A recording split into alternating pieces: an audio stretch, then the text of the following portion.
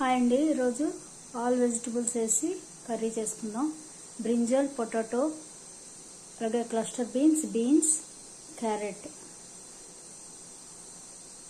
Broad beans కూడా అన్నీ వేసి కర్రీ.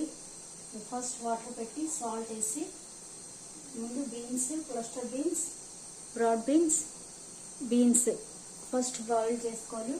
అవి సగం బాయిల్ అయ్యాక అప్పుడు బ్రింజల్, పొటాటో వేయాలి.